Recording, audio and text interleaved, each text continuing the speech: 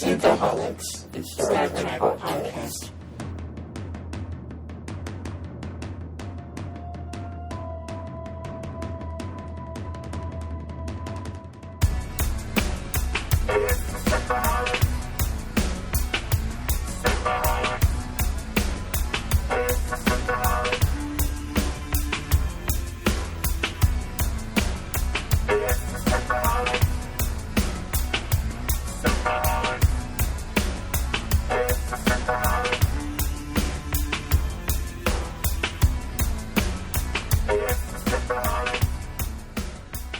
Welcome to Synthaholics, your weekly show of Star Trek. This is your host, David Duncan, and with me is... Arron O'Brien? Not Holly.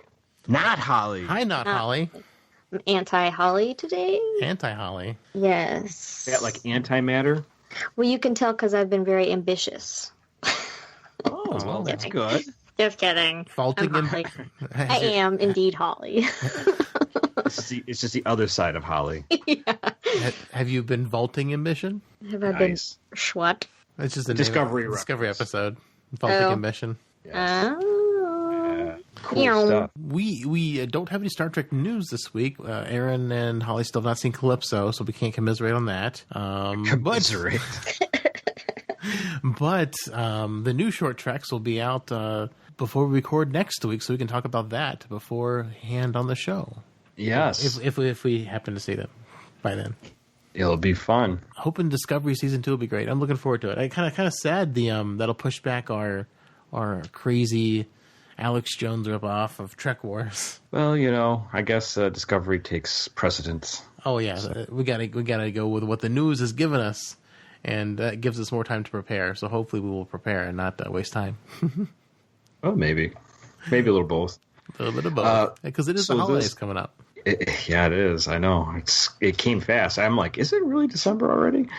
Today's a holiday. Is it? The first night of Hanukkah. Oh, there you go. Well, thank you for coming out for the first night of Hanukkah, Holly. You're welcome. So this episode, we are talking about the Next Generation episode, Realm of Fear, which is Season 6, Episode 2, and it first aired September 28th, 1992. Pretty fun episode, if I don't say so myself. I liked it, but I think I liked it because it's kind of a reflection of my own anxieties. Nice. So it was entertaining to watch, but also mildly painful to watch because I could sympathize with the guy. You identified with everything going on. Yeah. Yeah, it's growing up watching this, I didn't really like Barclay that much. He kind of got under my skin, but now I totally I'm really into it. It's like he brought everything. I don't know. It's so great to see a character who's a side character almost take over the whole show.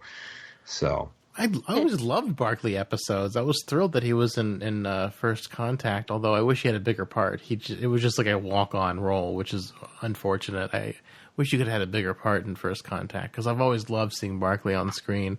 And maybe this might not be his best episode, but it's still a good episode. I think my favorite one is where he takes over the computer and becomes smarter than the ship and interfaces directly through it with the holodeck. That was an awesome episode. Yes, but we're not talking about that episode, Dave. Nope. So let's get into the episode itself. The show begins with the Enterprise is going to check out the USS Yosemite. It's a ship that seemed to be disappeared. And when they find it, it's in this plasma stream that looks like this neutron star is sucking the plasma or the energy off this other star. It was a lucky shot, sir. And the ship, the Yosemite, is stuck within the plasma stream, and they can't beam, they can't send any messages, they can't tractor it out, so they're going to beam over. But the only problem is, it might have some issues with the plasma beaming over, but Chief O'Brien says that he should be able to tie into their transporter, so it should be a little safer. No, I thought Barclay said that. Oh, Barclay, you're right, yeah. Barclay, yeah. But then when Barclay, by his idea, they're going to bridge the network transporters. They send Worf, Riker, and Crusher with Geordi and Barclay are going to all go over to this Yosemite. And when they start being over there, Barclay just gets more and more nervous. And then we realize that Barclay is deathly afraid of transporting. And he ended up running out of the room just saying, I can't do it. And I love how they send Worf first, though. It's like, if something wrong happens, it'll happen to him. It'll be fine. I know. Isn't that funny? I thought it was hilarious that Riker was like, you go first. You go first. It's just like in the... was it Best of Both Worlds? No, it's the first time they meet the Borg. Q-Who, whenever like Picard's like, Worf, go get the Borg, and Worf's like, Ensign, go do it. Yeah, it's like chain of command rolls downhill. That's right. Pretty funny, but I just thought it was funny he sent him first because it was dangerous. So Klingons love their danger. Is it honorable to die in a transporter accident? Yeah, probably not. If you did it, in order to save the rest of the crew. Yes, but so they all get over to the Yosemite. All right. Next scene we get is Barclay is in Counselor Troy's office, and he is explaining to her how he has mortal fear of transporter. He's just super scared of dematerializing and never rematerializing. And interesting back and forth between Troy and Barclay. It seems like she's definitely trying to help him and saying, yeah, it's a normal fear. People feel that. It brings out also a way to relax. This thing called plexing, where you hit some nerve on the back of your neck or on the side of your neck. I had a real issue with this scene because when you have such a huge anxiety about something for your whole life, you don't just get over it in a moment. And even Troy's just like, this takes time, and we can start small, and here's this thing we can do called plexing, and he does it once, and he's like, I'm ready to go, and she's like, no? and he goes, and it's like, I mean, maybe that's like the whole point of that was that he's braver than his fear, but like, for somebody who has a true anxiety about this, and they've had it since childhood, it didn't make sense that he would have gone straight in. If it was that he was actually like brave enough to and not so cowardly, then perhaps, but they didn't play it that way. So yeah, I took issue with that a little. I see. It was almost comical, actually, how he just goes, yeah, I think I'm going to do it now. Yeah. And I mean, the thing I'll give a little bit of a pass is that obviously you're on the Enterprise. These are like the cream of the creme of officers and personnel. Mm-hmm. So you don't get on there for just. I mean, obviously Barclay must be super brilliant because he's too freaking weird, anyways, to be on a ship like that. But maybe he has enough fortitude to say, I can muster through it. Let's not forget. It was like pride. Let's not forget that he's got a crush on Deanna Troi via his holodeck programs because she was like the goddess in the center of his program. Maybe he just is like, oh, I like her, so like she gave me this technique, so the technique is good enough to get me through it. Maybe. And he says she said like the only sometimes the way to get past something is go right through it or something like that. And Deanna goes, yeah, I guess I said that. But so he says, yep, I'm going to do it. I'm fine. And he walks out her door kind of abruptly. And then he heads up to the transporter room. And then Miles O'Brien kind of goes into how he has a fear of spiders and how he had to crawl through these Jeffrey tubes with these Tellurian hook spiders and to fix this emitter array. And, he said it was the hardest thing I ever did, but, trying to make him feel better. But it doesn't seem to really do anything for Barclay. He's still like, okay, still fucking scary as shit. But he goes through it, and he does beam over, and he makes it over the Yosemite. And when they get to the Yosemite, we find out there's no survivors, and the escape pods have not been launched. And Dr. Crusher finds a body in the ship's engineer. And we find that when Barclay comes over, LaForge asks him to download the ship's science logs, and they start collecting these fragments of a broken container that was found in the transporter area. And probably because Worf beamed on top of it and crushed it. Sorry. Picard has a quick communication with Admiral Hayes. She says that the Ferengi says the Cardassians are just destroyed two of their freighters, and they wonder if the Yosemite was attacked by the Cardassians as well. So we get a little Cardassian thing. Yes, and there. Next, we get back. The landing party comes back to the Enterprise. But when Barclay comes over, he's the last one to come over. He finds this weird worm creature swimming in the matter stream, and it looks like it's going to kiss him, but it ends up touching his arm, and he steps off the transporter room, and he's all freaked out. I kind of took issue with that too, though. Like, he clearly had an issue with transporting, and they didn't have him go first back to the ship. Yeah, they left him the last guy to come over. Yeah, it just seemed like, Yeah, it's sort of like a plot. Yeah, they had to, but, like, still. Yeah, I thought it was pretty funny, too. What do you guys think of that weird creature? I think it was kind of spot on for Star Trek.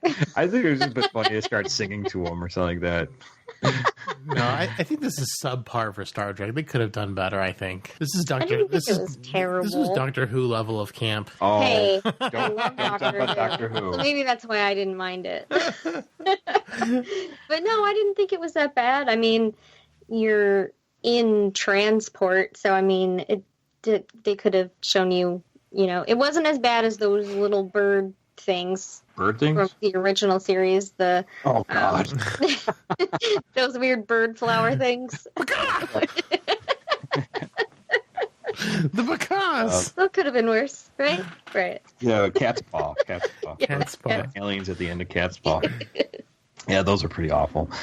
So Barclay is in the next scene. We have Barclay's in the engineering with LaForge, and they're putting these logs together and trying to figure out what happened on the Yosemite. And he keeps on asking LaForge, "Have you ever had anything weird happen to you when you transport?" And LaForge just kind of dismisses, "No, I haven't." And Barclay then goes into have you seen anything weird? And he goes, "Sometimes I see like these weird, something in the matter stream that's like, real pretty to look at or something." Mm-hmm. And then Barclay, and Forge is like, Geordi's like, "What are you getting at? What happened?" And he says that he had experience that he saw something in this matter stream, and he's like, "I know it can't be real, but it's really weird." So to Geordi's credit, he says, "Well, let's check it out. After we're done here, let's run a diagnostics on the transporter." So that was pretty cool of him. Yeah. I just feel like they're such, as you said earlier, they're the creme de la creme of Starfleet, and they didn't really catch what was going on. Like, and even Barclay didn't say, "Okay, it kind of looked like a worm." You didn't even really describe it that well. It had a mouth. It's like an eye floater. Yeah. I was expecting him to say, perhaps it was something in my eye, but no. It was a worm, damn it. Well, so we get back at the transporter room. LaForge and O'Brien and Barclay are all going through the diagnostics, and they're going through everything. And Barclay kind of lays out what he's got a fear of transporting, and that how if it's like even 1/1000% off, you're dead, you're gone. And they saying basically that there's only been a couple accidents, so like 2 to 3 accidents the last 10 years. And it's the safest way to travel. And then he brings up transporter psychosis. And O'Brien's like, there hasn't been a case of transporter psychosis for 50 years. Right. So. Damn, the old timers, that's what they got when they got to the transporter. They got the psychosis. I did like how they kind of broke down some of the stuff with transporter, like how there's all these redundancies and stuff like that. So all these things wouldn't happen. And demo Heisenberg compensator, making that blue meth with his Heisenberg. Mm-hmm. Good old Heisenberg. In sickbay, Crusher's looking at the burnt guy's body, the engineer that they found. And then he isn't alive, but all of a sudden he starts getting muscular activity. His heart starts beating, and then he starts breathing. She tries to bring him back, but he doesn't come back to life. He just, for a second, comes back to life. Right, his organs just kick in one at a time. Become reactive. Yeah. It's pretty cool. But then it stops. Yes. It's like a zombie. It would be cool if we had a zombie episode. We'll get to that in Enterprise. So then we get to the scene where Barclay is in 10 forward, trying to relax, and he's drinking water. You ever notice Barclay drinks a lot of water? A lot of water. It made me want in the episode itself? Yes. Or? Yeah. made me want to pee constantly. Too much water he drank. I peed 16 times watching this one episode. I did. When all of a sudden he starts getting a pain in his left arm and he pulls his sleeve back and there's this blue transporter looking effect going on. Yes. Yeah. I love how no one notices this in the entire room. Yeah, nobody notices Barclay. He was against the windows and he did turn around to look at it. I checked. And let's face it, I think most people just conveniently ignore Barclay. Probably. If you knew a Barclay, would you really be trying to hang out with him? How rude. How rude. So we get Barclay, next scene is back in his quarters. He's drinking lots of water, and he starts asking the computer about... 10 degrees Celsius, by the way. Very important. Well, then later he asks the computer, and then the computer's like, what temperature do you want? He's like, I don't care, just give me water. Right? Could have been boiling hot. They should have given him boiling hot. That would be great. I was going to laugh. I was going to laugh. That's kind of a stupid thing to say. I was, but then I would have laughed if it was warm water. I was actually thinking, this is going to be great if it's warm. Yeah, or like lukewarm and he just spits it out. That's what I was thinking whenever he's like, I don't care. Well, I wasn't sure if the arm thing was reactive to water because it hadn't happened. He had a sip of water, and then it happened. So he went back to his room and he got another glass of water. So I was like, okay, is it reactive to water? Maybe it's the water's doing it. Right, but it wasn't. There's something in the water. It's in the water. There's worms in that water. You got to boil it. There's piss in it, too. Well, that's how the worms get in it, from the piss. Tasty. Pea worms. Well, urine is technically... Yes, but if you're ever out in the nature... I'm not going to... Boil water, because the deer and boil the your pee in it, and they have worms. So, worms, all sorts of things. Anyways, survival tips from Synthaholics. Urine in space. It's worms in space, right? Exactly. So he starts asking the computer about Starfleet's medical database about symptoms of transporter psychosis. So at this point, he's Googling his symptoms. Have you ever Googled symptoms? You're like, Yes. that's me. And it's always like, oh my God. Cancer. See, It's transporter psychosis.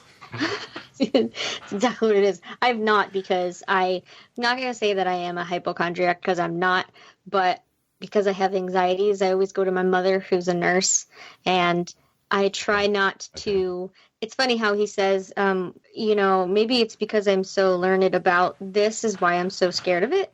Sure. That's kind of my thought process on, like, I can't dig too deep into things. I'll just doctor tell me, and I won't accept it on the first go. I'll question you, but I don't want to know the inner. When I think about the inner workings of the human body, I freak out. Like, I don't know. It's just funny though. Every time I've done anything like I wonder what these symptoms are, because you feel off or something's happening with your body, and every time it's always like cancer. It's cancer. You're like, fuck. I got cancer. I know I got cancer. Right. And then you go to the doctor. It's like, no, you just have a skin rash. You're like, oh, all right. Right. At least it wasn't cancer. Thank goodness. Yes. Did you sit on a strawberry? Because it's a stain. Oh, okay. Oh, no, Mr. O'Brien, you sat on a strawberry. Don't use strawberries as butt plugs. Well, I can't help you there. Or tie a rope to it first. Don't lose it. So he's keeping quiet about all this craziness at this moment, but it is funny to see Barclay's reactions to all the effects or the hallucinations and symptoms of transport psychosis. Mm-hmm. I was laughing just watching his reactions, so it's pretty good. Next, we have Crusher giving her reports about the ship's crew that she found, and they're talking about if it has something to do with the container which exploded aboard the Yosemite. And LaForge and Data are going to go to basically look at that container and see if it has any of this ionization that brought this guy back to life for a second. So they're gonna basically take one of those containers and they're gonna beam in plasma from that stream that's coming off the stars, and they're going to try to recreate, and they put a force field around it. So you can't have that plasma fly around the inside of the Enterprise. Well, people might not like that. Yes, right. So might impregnate Troy again. Let's not do that. So that's the plan for that. They're going to recreate this experiment that seemed to go wrong on the Yosemite. Then, while they're doing that, Data mentions to Geordi that he noticed that Barclay is preoccupied with his. Looks like something's going wrong with him. He keeps on checking his pulse, and then he's checking his eyesight. And Geordi goes, thanks, and he just says, hey, why don't you get some rest? And then he calls Counselor Troy to check up on him. And we have a scene of Troy waiting in the hallway and sees Barclay walk by, and she's speed walking, and she's almost chasing him. It's like, I've been trying to call you. You haven't returned my calls. And he says, I'm fine, you know, and he seemed agitated, and she relieves him of duty. You're a danger to yourself and to others. Yes. So can I sleep over with you then? Yes, she says no. Aww. And then, but then when he tries to go back to his quarters and he tries to relax, his arm is glowing like he was before. And we had that great scene with the birds. With the birds. Yeah, when he's trying to do the relaxation, he's got the birds. Oh yeah, the noises and the seagulls. And some more birds. And some more birds. And it gets so chaotic sounding. And then it's so insane. And he goes, "Oh, forget it." I don't know. It's just so funny, man. I don't know. I don't know what it is, but Barclay really was tickling my funny bone. Yeah, Dwight Schultz is very good. It's really good. How they did this whole episode was funny. So Barclay decides he's going to go to the transporter room. He wakes up O'Brien. I don't know what hour, but he was like, couldn't this wait for a couple hours? O'Brien doesn't leave the transporter room. He goes there when Keiko yells at him. Yeah, he just sleeps on the transporter pad. So he gives O'Brien an order that he has to send him over over to the Yosemite and back.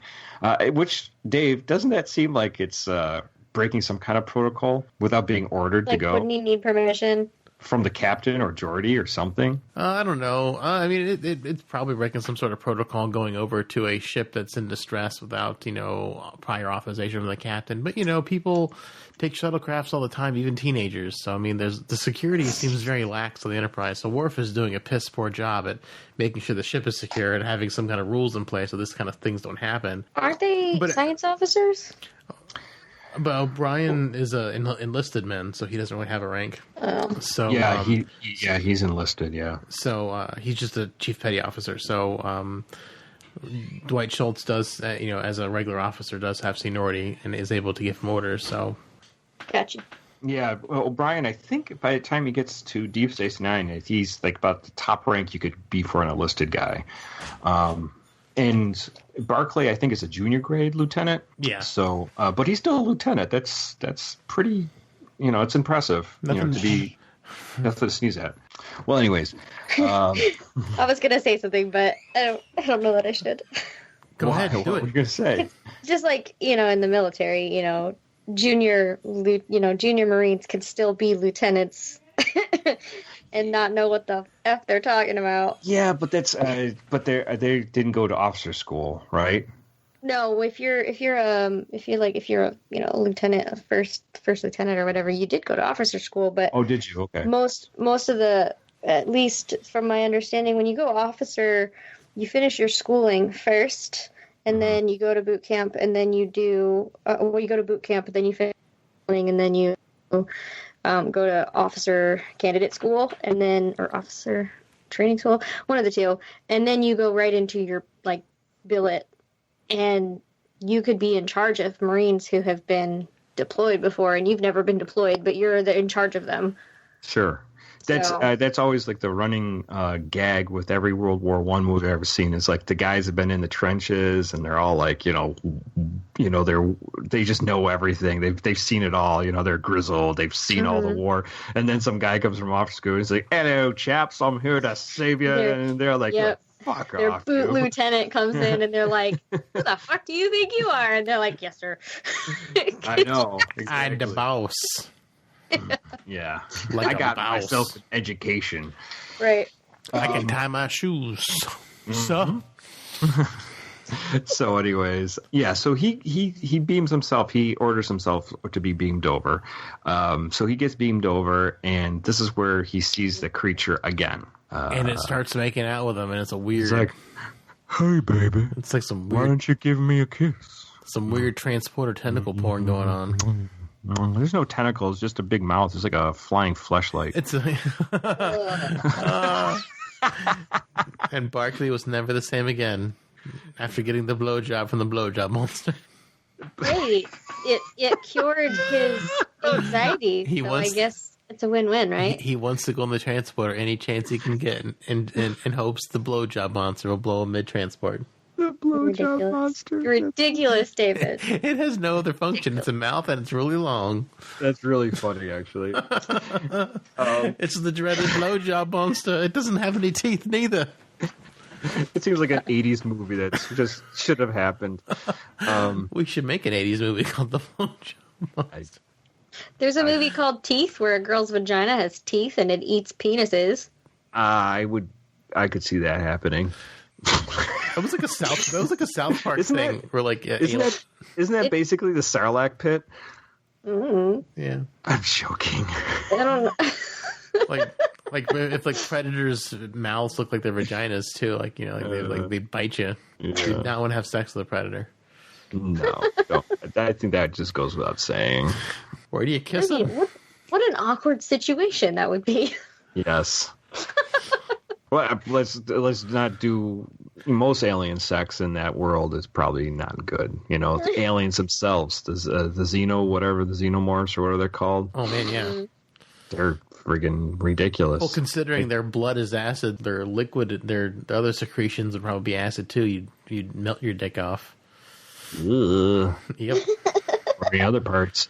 So anyway, anything it gets on, so you can't finger it or anything. You miss your finger. Moving on.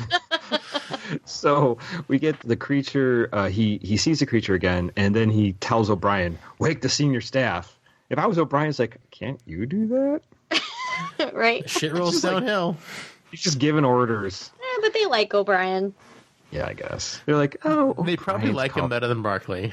Oh yeah, they're probably like, O'Brien called me. I wonder what he wants. Right. Such a good transporter officer, or chief, not an officer, as we basically said. Yes.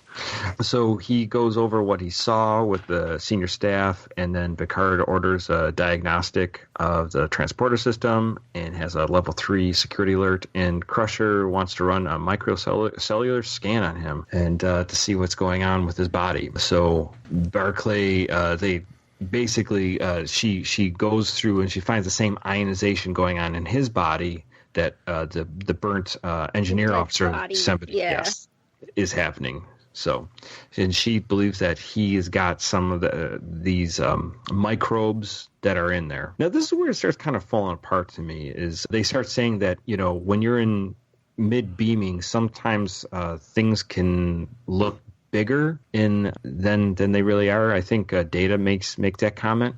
Yeah. It's like a TARDIS. I'm like, what?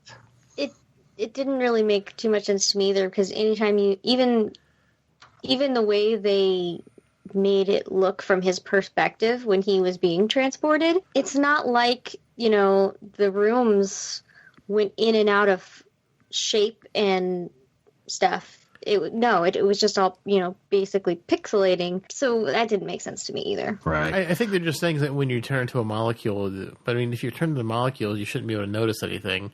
I know. It's interesting that they present the transporters as like you're totally conscious of the entire thing, versus in real life it would kill you and then just reassemble a clone of you at the destination. And I recall, like in Wrath of Khan, like they are having discussions while they're beaming.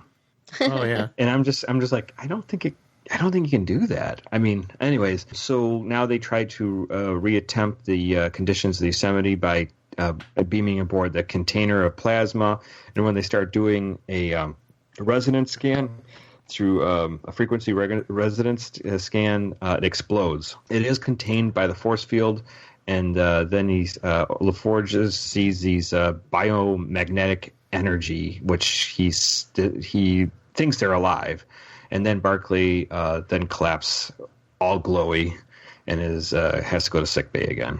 Aww. So, and that's what we say. We find out that basically he's filled with these microbes. That's very similar to what he saw at the, what they saw, but what the engineer of the Yosemite probably has. So, Too many space blowjob monsters. And so they devise a way going in the transporter room is by if they get them in midstream, the biofilters of the transporter will be able to recognize these plasma microbes that are out there and be able to filter them out. But he's going to probably have to be in midstream for about a minute. But it's potentially dangerous because if his pattern degrades too far, they could completely lose him. So that's what they plan on doing. And obviously, this is Barclay's worst fear, just to be stuck midstream forever, right? He is not happy with that. But I think a part of what triggered his fear was the fact that they had to do that bridge. Because I don't think he's normally as scared of the transporter. He says he logged a lot of hours on the shuttlecraft just to avoid it. Oh, that's true. So they start the process. They go to the transporter room. We have Crusher there. She's monitoring the biofilters. So is LaForge trying to get them to pick up on what they're looking for. And then, obviously, Chief O'Brien is just trying to make sure that he gets there and back safely. When he's in there, obviously, he sees this creature, and it comes at him, and he decides to just embrace it. Which was just, I didn't get it. Like, he explained it, but he didn't explain it. He's like, when I realized there were more of them, I don't know, his reasoning didn't explain how he knew that it was a person. He didn't have to hold the hair for the blowjob monsters. I don't know why he needed to grab it. Look at you're just going all the way with this, aren't you? You're no hold bar anymore. Nope. Cannot escape it. These jokes are coming at you. So he wanted to bring it home. He wanted it off the transporter. He didn't want to have to transport for it. I need this in my life. And then it turned out to be a dude. It'd be funny if they got married. Oh my god. And Barclay lived happily ever after with the former... like, Barclay, do you take this blowjob monster to be your lawfully wedded wife? I do. Your lawfully wedded blowjobber?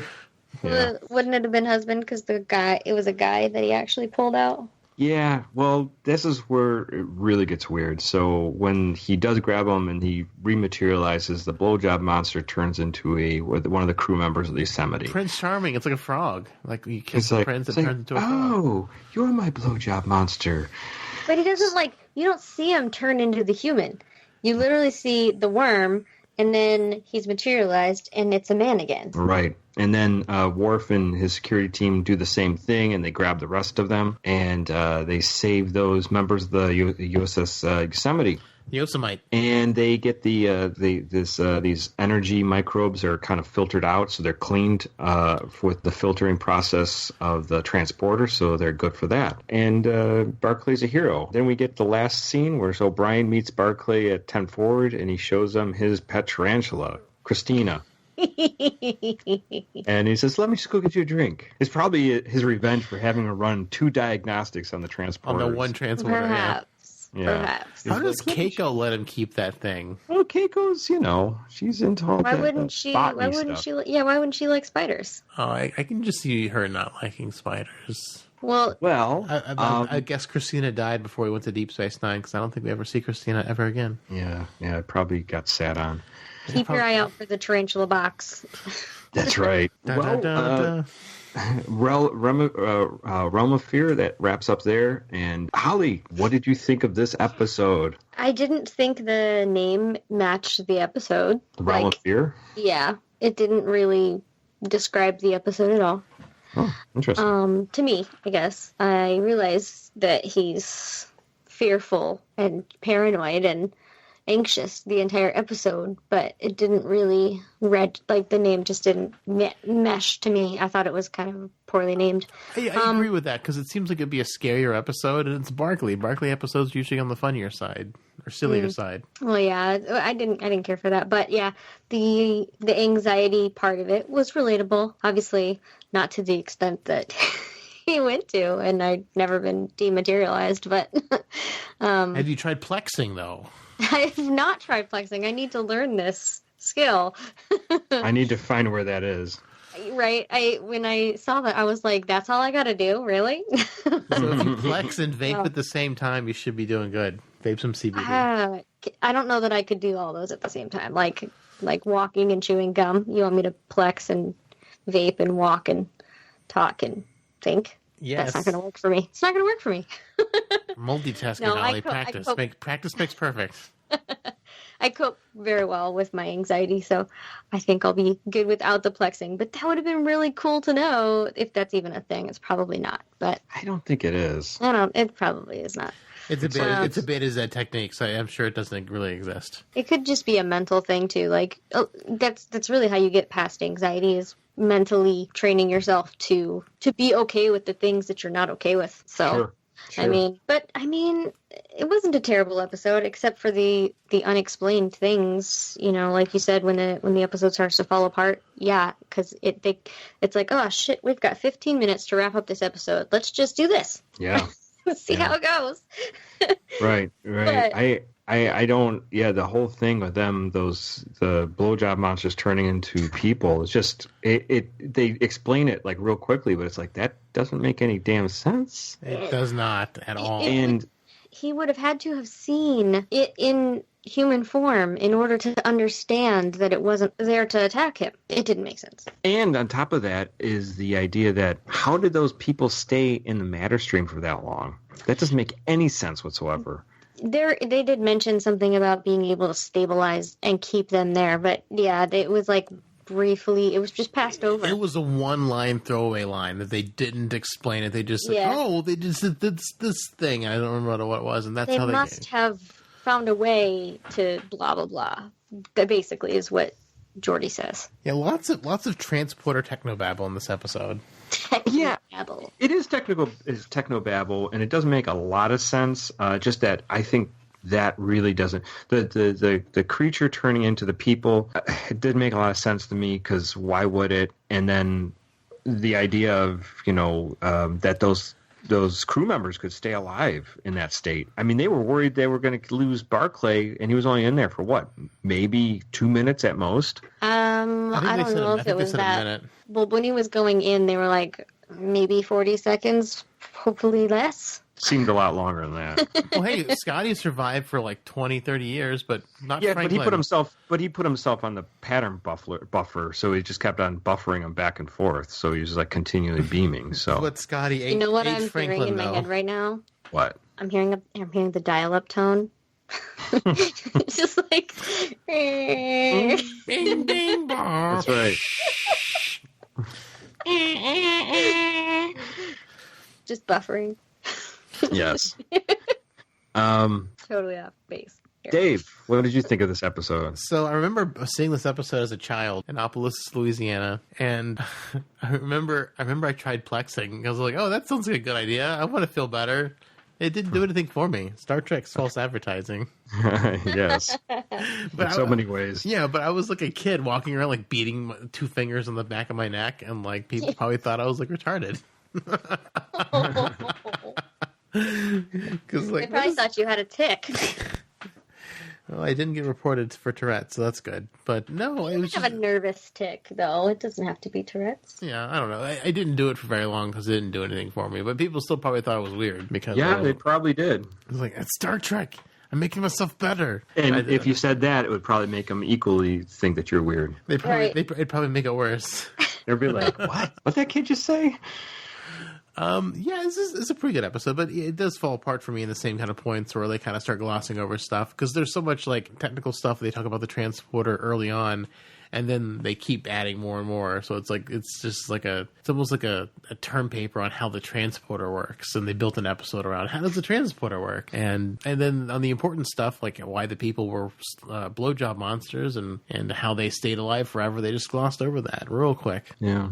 But they were good. I always enjoyed Dwight Schultz on camera. He's fun to watch because he's almost like the embodiment of us, like because he doesn't seem like he's a future person. He seems like he'd like the closest analog to like you or me or Holly on the ship being like, what's this going to do to us? Like it seems like he's out of time. Like he seems like he's from our time more than he is from their time. Yeah. He's more like a direct analog for the almost for us, the viewer, rather than that character that belongs there.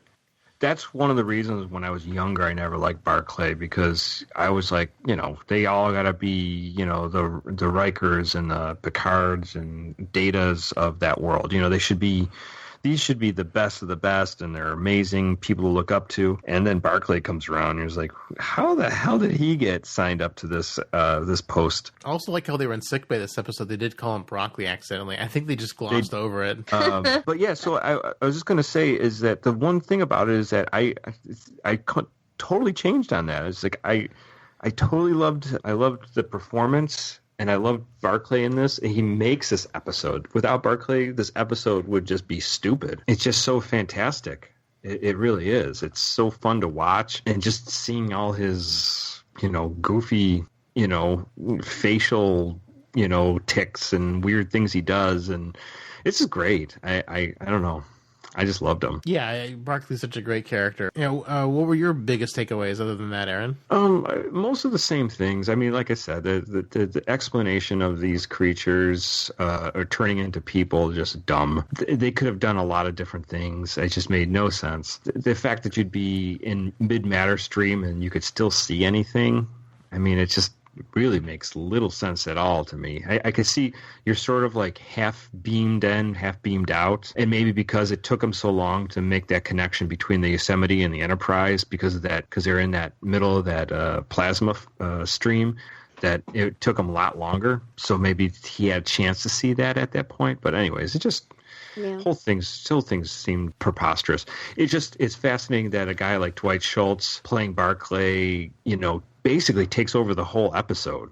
I mean, they gave him a whole episode, and he's a side character at best. He's really not a main character. So I don't even remember if he's listed in the very beginning when the whole all the credits are in the very beginning of the show. Oh, he's not, but he's probably one of the first names that pop up after the show starts. Like special guest star Dwight Schultz or something like that. I know, but he should have been like, I don't know. It's fascinating that they would give him that much of airtime. So, anyways, that's his goofy character is what makes the show. Everything else is kind of whatever, But what I want to talk about is fears. Like, what do we have for fears? Like, fear's the mind killer. Yes. Exactly, as they would say in Dune. Dave, do you have any irrational fears of anything? Oh, okay. Irrational fear? I definitely have an irrational fear. Like, I work in a not-so-great part of town, and there's the way I used to go home, there's kind of tall buildings, or like, they're not super tall, but it's like an old factory, so it's kind of tall, like, as compared to a car. And I just have, like, an overactive imagination where it's just, like, I sometimes, like, fear that there might be, like, a sniper, like laser point on me, so I, like, look in the rear view mirror to make sure I don't see like red dots on me anywhere. Just really, you worry about someone sniping you? It's not like a serious worry, but it's like a weird it's totally irrational. Like just like because it's dark, it's dark outside. It's just, I don't know, like, it's the weirdest thing. Like, I don't think I've ever done anything to upset anyone who could snipe me. And if I have, I'm deeply, deeply I'm sorry.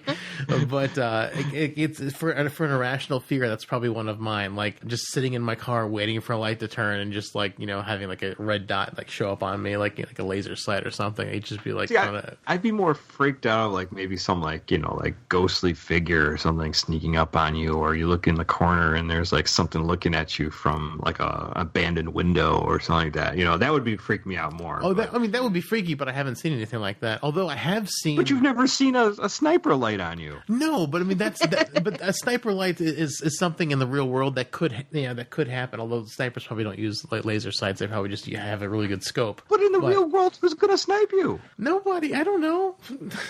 I don't think I've made any upset. That upset.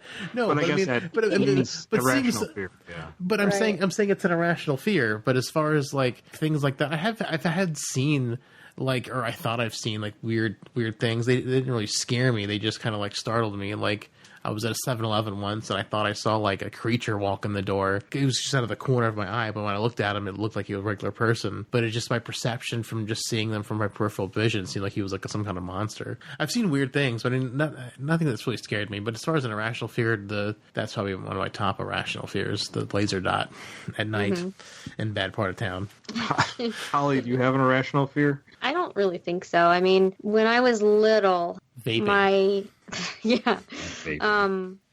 When I was little, I remember being terrified of the devil. There was this one time when my my parents were in a meeting and I was out in the car and it was sunset, and the sunset was so bright red that I thought that Satan was coming for me because of something I did. What did you do? I don't know. I killed a man. Did you burn down a house or something? No, I was a very I was a space cadet when I was little. I was in my own little world all the time. I probably made up a bunch of terrible things about me that didn't actually happen. I probably thought I was the worst person in the world. I don't know. I do get, every time I go downstairs, I get anxious. I'm afraid that I'm going to fall down the stairs. Probably one, because of my bad knees, and two, I actually fell down the stairs once with my niece. Now she wasn't a toddler, but it was like she was little. She was 7, so right. It was like, oh, okay, but yeah, I hate going downstairs. But no, I don't really. I don't believe in like demons. I don't accept them into my heart, so I don't have to fear that.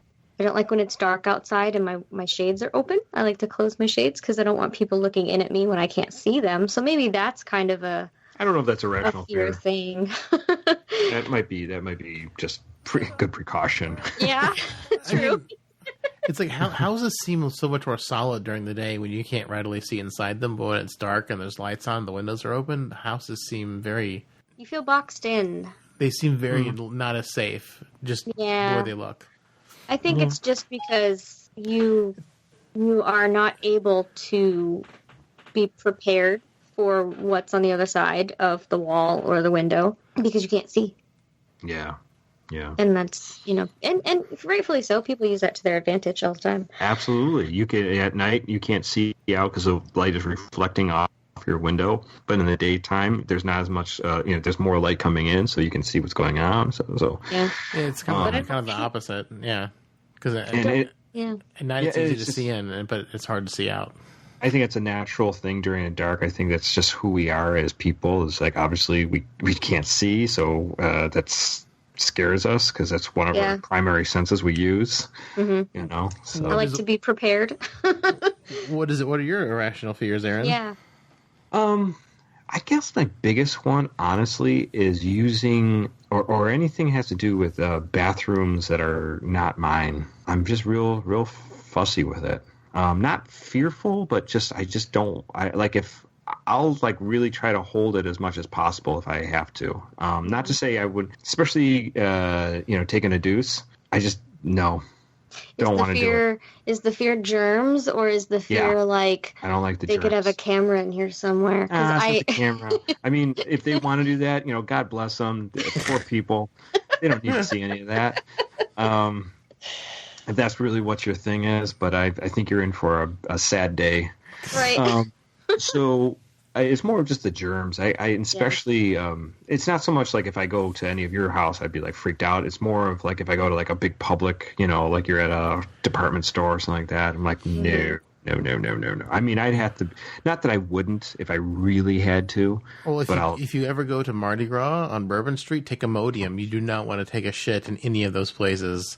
Well, I think that goes without saying. I didn't even I had to pee, and I really didn't even want to pee in those places. They were so horrible. I mean, Mardi Gras is a good time, but I mean, you do not want to go to the bathroom on Mardi Gras. Is there a lot of public urination? I don't know, but they miss the toilets all sorts of kinds of ways. Yeah, and that's the other side of it is obviously I got kids and, I have a little girl and I, never grew up at being a girl, and I'm I have to take her into bathrooms, and I always feel you women have to deal with terrible things using those bathrooms. So I always feel bad, Yeah. And I always when we're leaving, I was I ask her, do you have to use the bathroom? Because now would be a good time to go. Would be a great time to go now. Yes, before I have to take you to some weird place that some truck stop bathroom. Right. So, some of those bathrooms are so horrible, yeah. And it's I don't get it. It's it's okay, a department store or a McDonald's or something like that, I get it. Maybe they don't have time to clean them as often, but if you're in a restaurant or a place that's where you are, you should be trying to clean that pretty regularly, especially for sole proprietorship. Yeah, they say if you want to know the cleanliness of someone's kitchen, look at their bathroom. Yes.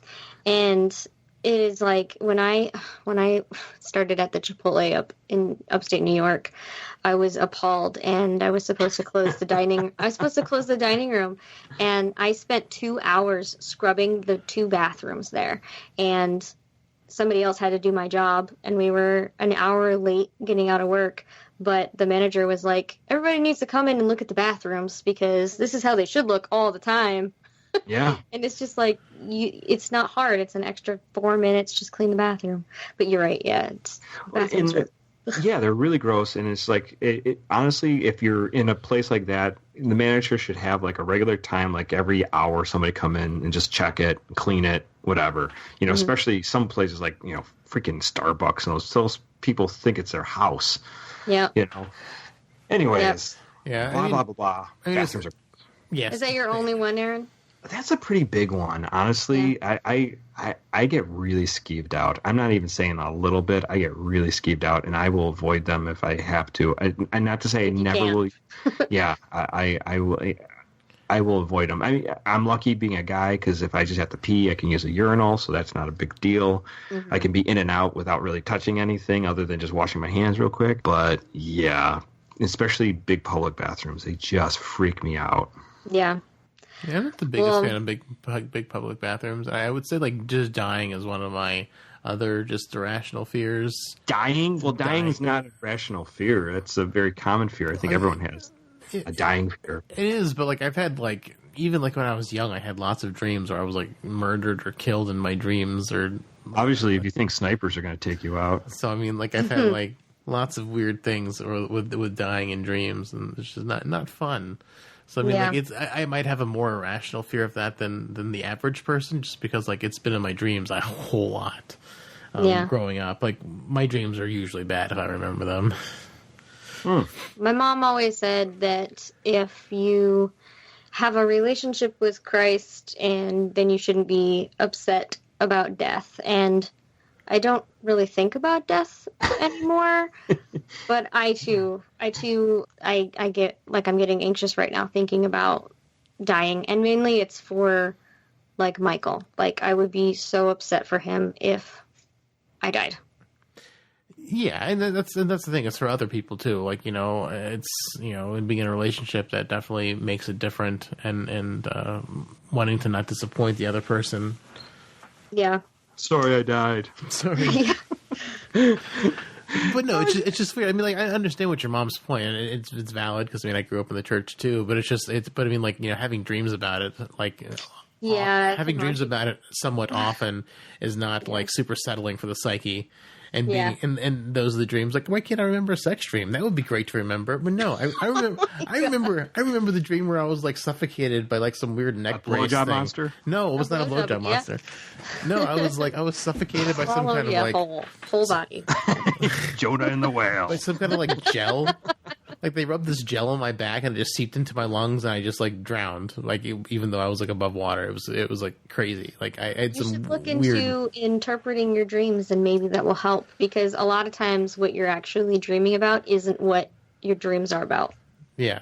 If that makes any sense. Yeah. I was chased by a dinosaur. I've been lost in mazes, like underground bunkers, chased by killer clowns, like really all sorts of weird dreams. Yeah. I have not that I don't have a fear of dying. It doesn't even cross my mind other than like, be careful driving and, that kind of thing.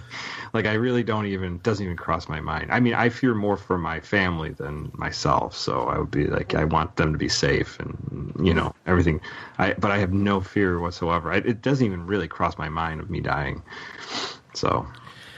Yeah. Well, I was going to add earlier about how I do live with anxiety, and it's hard to pinpoint what my fears on anxiety, like what brings on my anxiety, but kind of like what you just said about when you're driving.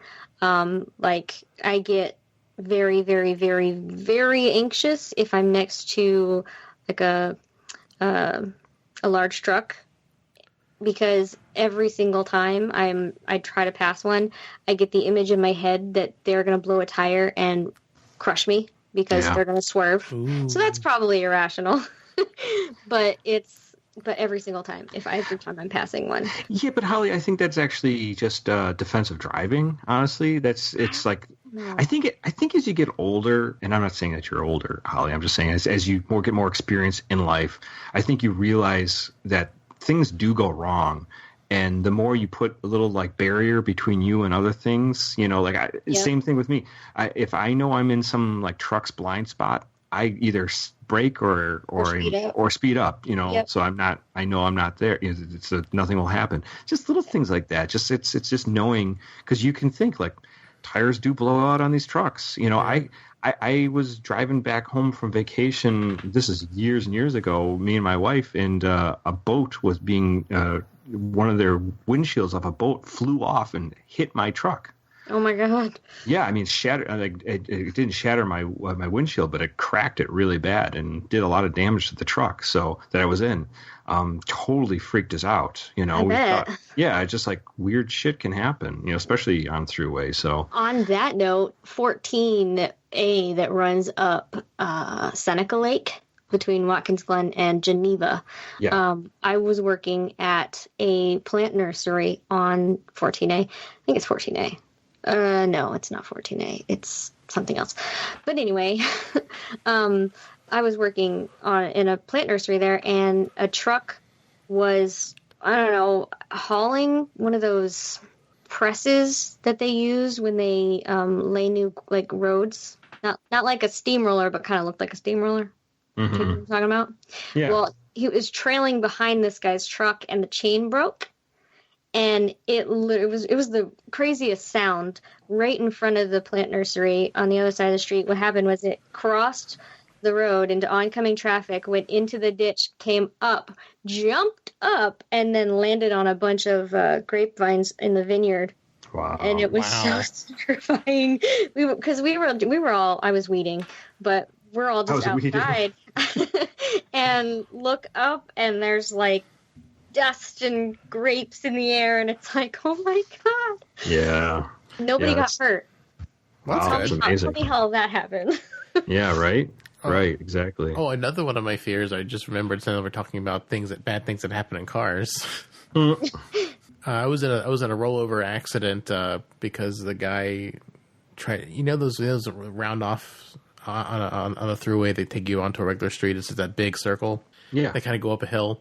Anyway, the guy who was driving the guy was almost at the exit, but the guy driving decided he was going too slow, so he sped up around him, barely cut him off in time to get onto the roundabout to get off the interstate. He was going way too fast, fishtailed, flipped the car twice, and it dumped me out on the half roll of the third roll, and then it caught traction before it rolled over fully and crushed me. You were in the vehicle? I was I was thrown from the vehicle, and I was almost crushed. But he fortunately was a speed demon. No, unfortunately, because we got in the accident. But fortunately, he still had his foot on the gas, which kept it from rolling over on top of me. Because I was dumped out of the car, and the car pulled forward. It was like 20. That's some Aladdin shit right there. It was like, yeah, it was like when the tower rolls over him. Pretty much, yeah. It dumped me out, and then the car pulled forward. It was like 20, 30 feet away from me by the time I realized I was outside of the car. Wow. And every time I get on one of those roundabouts now, I slow down really slow because I don't ever want to get flipped again. So those things freak me out. When other people take them faster than I take them, I like grab the handlebar because those roundabouts freak me out because I don't want to get thrown from a vehicle ever again. Yeah. Yeah, good goal in life. That's pretty scary. I didn't. But that's I was basically unscathed. I mean, I had like a bunch of scrapes on my chest and belly, but other than that, I was fine. No broken bones or anything. But yeah. I've been thrown from a vehicle. But going with the the Barclay thing, I think a lot of it's like they're trying to say like people have fear of flying, on planes and stuff like that, and okay, it makes sense. You're on a plane and all of a sudden plane goes down. I'm scared of how small the seats are and how uncomfortable they are. Well, that's a good thing too. But like I was trying to bring out is that it's a lot of stuff like you're saying is that those are experiences that actually prove to you that, driving in cars can be extremely dangerous, which they are. There's just too many operators out there on all states. Some people are fine, but other people have, working on probably 4 hours sleep. Some people have been drinking. Some people are high. Some just people assholes. are just assholes. Like the guy who threw me. Yeah. Yeah. So there's tons of things like that. So, I mean, that's, there's That's a lot why... of... Go ahead. No, there's a good reason to be scared of those things. Yeah. You're absolutely right. Yeah. You are correct. But I don't think I have any real fears, like aside from, the ones that pop up through anxiety, which I couldn't name. I mean, I don't like to disappoint people. So if I feel like I've disappointed someone, then I get, anxious. But I don't think I have any real fears that I'm like always afraid of. Mm-hmm. Yeah, yeah. If that makes sense. Like, I'm not afraid of spiders or snakes I don't... Actually, I have recently I kind of get a little weirded out by spiders, but I think it's just because I'm back on the West Coast and spiders are different out here. Yeah, right. No doubt. So I don't know. I don't think I have anything that I'm really afraid of. Right. Yeah, I mean, that's a good thing. Yeah. I guess. I mean, you should have reasonable fears, like there's irrational fears and then reasonable fears. Right. So, all right. Well, actually, why don't you... Yeah. When I watched Willy Wonka, I was actually thinking about this when I watched this episode. When I watched Willy Wonka and Tommy, was it Tommy? The boy that... Oh, right. Yeah. Mike TV. The boy who could? When he's transmitted over, he's above us in a billion tiny pieces. I was like, oh my God, I could never do that. And that actually scared me. So I was laughing at this episode when I made that connection, because I was like, yeah, I would never do that. Because when I was little, I was like, yeah, that scares me. I don't think I could do that. A lot of people a lot of people are frightened by the Willy Wonka from before, and the guy who wrote them, he wrote a lot of stuff that scared young people. So for being children's books, Dahl, right? Last name Dahl. Yeah, Dahl. Oh, I can't remember. I've read some of the stuff to the kids. I just can't remember his first name. Yeah. Yeah, but a lot of people do get scared. So there's some scary stuff. So yeah, Dahl. What the hell is his name? I don't think I have anything of his. I'm looking on my shelves. I don't really see any of his stuff. Yeah, Roland Dahl. Roland. Yeah. Roland Dahl. Yeah. Rolling down the river. I'm so glad you got that, Dave. You got it. You got it. Nice. Hit me, baby, one more time. Oh, God. You had to go there. I didn't do Ice Ice Baby. Come on. But you brought it up. That Hey. wasn't Ice Baby. I know. Oh. I said I did. I said at least I didn't do Ice Ice Baby. Oh, okay. I thought you said I had to do Ice Ice Baby, and I was like, David? That's why it says hit me one more time, because I made ice. Gotta unfreeze me, like in the game when you get frozen. No. Yeah. Jeez. But all in all, I thought it was a good episode, except for the whole, pointless ending. Space blowjob monsters. So, if you have a rational fear or some strange psychosis, let us know. Yeah. You know what we should start doing? We should start having people hashtag the episode names at the Synthaholics. Yeah, they could do that. Like, tweet and let us know. Because that would be interesting to hear. I mean, I don't know where I was going with that, but Yeah, it would be interesting. it would be interesting. I'm afraid of spiders. I'm afraid of the color purple. Yeah. Or, Yeah. I'm scared of Grimace. Grimace. Yeah, exactly. The purple, Stuff like that. the purple McDonald's mascot. He's frightening. Whatever he is. The giant gaping blowjob mouth. Oh, I'm sorry, no. Oh boy, you got one thing on the mind. McDonald's blowjob. No, sorry. Yeah.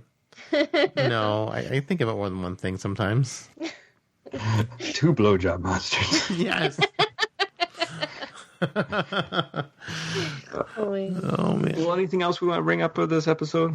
I think that's it. It's a pretty simple episode, just lots of technobabble, so not a whole lot of message in there, I don't think, other than face your fears and don't plex, Google your symptoms. Don't Google your symptoms. Flex your fears away and don't Google your symptoms. And I thought that was great because they did the Googling symptoms before Google was even a thing. And Okay, they did successfully predict people Googling their own issues. I think it's hilarious. That is true. Touche Yes, there. for sure.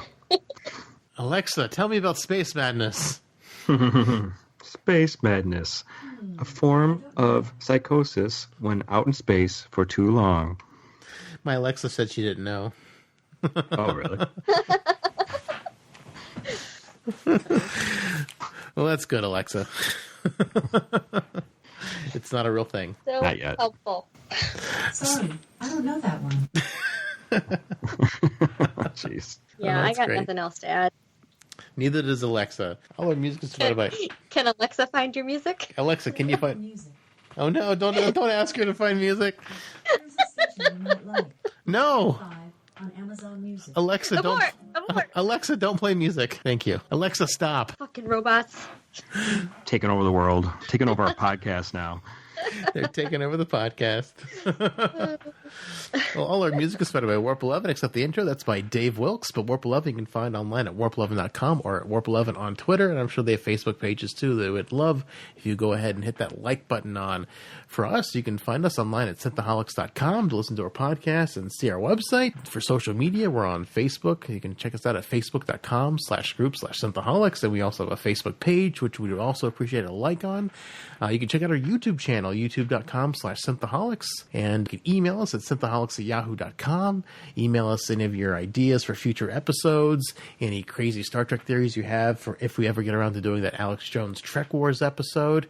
And anything else you want to email us, your thoughts on these episodes. If you have irrational fears, you can also send those to us in your email. We'd love to read those, especially if they're Star Trek themed irrational fears or even any other kind of irrational fears. We can definitely talk about those since that was our topic of this week. Or tweet them. Or tweet them at us. You know, hashtag Synthaholic or, at Synthaholic Duo and hashtag the episode and what your irrational fears are. That would be amazing. Be hilarious. Definitely go to Apple iTunes, rate and view us there, 5 stars, and let us know, leave a comment, so let other people know what you think of the show. Also, if you have a little money that you could throw our way, we appreciate you supporting the show. If you go to Patreon/Synthaholics, it just helps us keep on giving you more content. And as always, we always say, let somebody know about Synthaholics. It's a great way to support the show. Let your friends know, let your coworkers know when they're asking for podcast recommendations. Everybody's involved with Facebook groups now. Let your Facebook groups know. That's right. Yeah, let your other Facebook groups know about us. Cause, You could retweet the show. You could put us up on Reddit. You could, all this. Yeah, dude, if you guys use Reddit, you could start a Synthaholic subreddit. That would be fantastic. That'd be great. You could share our stuff there. And I don't think we mentioned our actual Twitter handles, but you can tweet us at Synthaholic Duo. And personally, I'm at David_J_Duncan. Aaron's at Blackbird 2004, and Holly's at Lunar Thistle. All those things are good. Absolutely. All of these things. All of them. So, reach out to us. everyone, We love hearing from you guys. we get scared when we don't hear from you. That's our irrational fear that no one actually listens to the show. I'm pretty sure we're just talking to a void. I know Philip listens to us because he's messaged us on Facebook about it a couple of times. So yeah. Well, maybe we just just do the Phillips show. The Philip Synthaholic Show, yeah. Our diehard listener. I know we got more. I don't have a whole lot of it. He responds. Yeah, he gets back. He's been giving us some really great feedback, like on each of the episodes that we've put out the last couple of weeks. So I really appreciate that. So thank you for that. So anyone else wanting to give us feedback, Facebook group's a great place to do it. We definitely read it and we try to take it to heart as best we can. Absolutely, we try to. All right. Well, thank you all so much for listening. Thank you guys for joining me tonight. It was great talking with you all again. We're all here again. Which is great. Yeah. We'll live long and prosper, one and all. Well, McCoy, my boy, come mix me a drink. Before the night's over, I'll puke in the sink, and we'll cry till we laugh, and we'll both shit our pants. You're the best drinking friend I ever had. Look out for the space blowjob monster. I don't think I have to worry about the blowjob monster. No. Watch for the space pussy looking monster. Oh, It's the cousin of the blowjob monster. Yeah? Yes. Oh boy. I will come armed. Just get that tongue wobbling around. She's Yeah. like, I will cut that fucking off. Oh man, Holly does not like her cunnilingus. he just wanted to be your friend. That's all. Yeah. As long as it's my friend way over there. It's a friends with benefits. It's No the only benefits. thing. It's the only thing it knows how to do is lick and suck. Well, it needs to respect my boundaries. There you go. Respect the boundaries. With a furious tongue lashing. When that doesn't work, I have a sword. There you go. They'll take off the. That'll take off the edge. Yes. Just don't do it if they're sucking at one of us off, because you might take part of our penis with it. Oh. Don't do that. So I'll toss you your own sword. You can handle that yourself. wait for it to finish before you cut it off of us. I think if I'm present, there might be an issue. Oh my god. Holly, help! It's the blowjob monster. Don't help too much. Right. Don't Maybe help I'll so just- much. I'll just finish, transporting, and I'll leave you be. Yeah. Just leave the room. Excuse myself from the transmatter. Holly, team. get a camera. We need this on film Oh for my god. posterity. You know, it'd actually be funny if that hole when he grabs that the blowjob monster, it started like blowing him, and like everyone's awkwardly looking at him the whole time, like, what the fuck do we do now? Oh my god! And then he comes to, and he's Yeah. actually getting his dick sucked. Yeah. Terrible, terrible. So this is what's happening on lower decks, I right? think I downloaded the wrong Star Trek. It's hilarious. Oh my god. We got some great outtakes. For the end of the episode. More blowjob monster talk. It's great. Explicit is what it is. It is explosive whenever it does its job right. Did you say explosive? I said explicit. Oh, that's that too. Although we were pretty explicit. We've been kind of good the last couple episodes. It just we hadn't been pushing the envelope too hard the last couple times. So I think it's about time. I think one of our past weeks, every time you said something, I just talked over you. It's like, just keep going. Just keep going. I'm sorry about that, but Thanks, Holly. had to be done. What are we doing for next week?